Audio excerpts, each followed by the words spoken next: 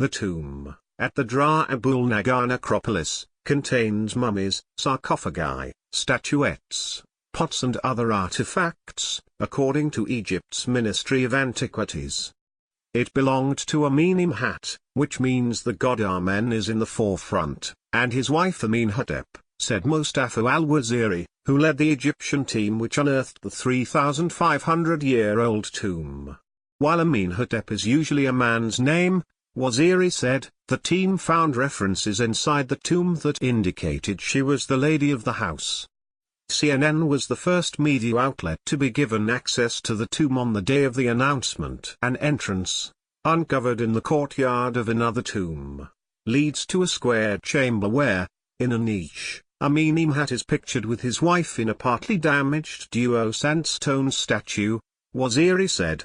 Between their legs is seen a little figure of their son. The daughter, or as they used to refer to daughters, the precious, is usually the one pictured in this place.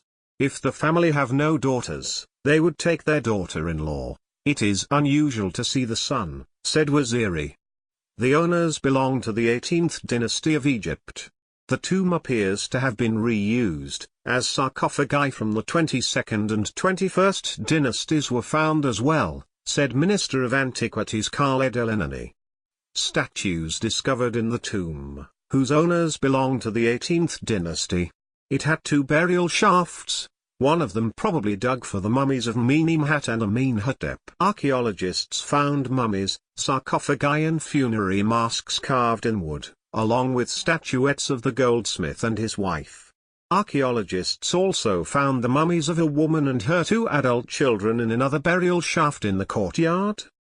Experts said initial analysis of the mummies shed light on the diseases from which the deceased were suffering, as well as other aspects of how they lived. The tomb also holds clues to new tombs, in the form of funerary cones belonging to 4 officials whose burial spots have not yet been found. This is not the end. This will lead to more discoveries in the future, Waziri said.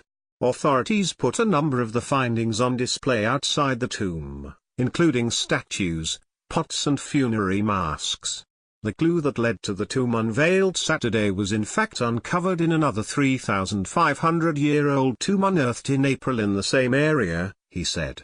In that discovery, officials announced that they had found 10 colorful sarcophagi and numerous figurines. The main T-shaped tomb in the April find belonged to a city judge named Uzahat and is typical of New Kingdom noblemen's tombs, the ministry said in a statement at the time. Workers are still piecing together parts of the pottery they have found so far.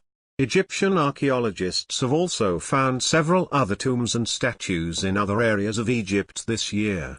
Parts of a 3,000-year-old colossal statue, believed to have stood about 30 feet tall, were found in Cairo in March. Archaeologists unearthed the statue in a pit in an area of low-income housing in the eastern neighborhood of Matarea.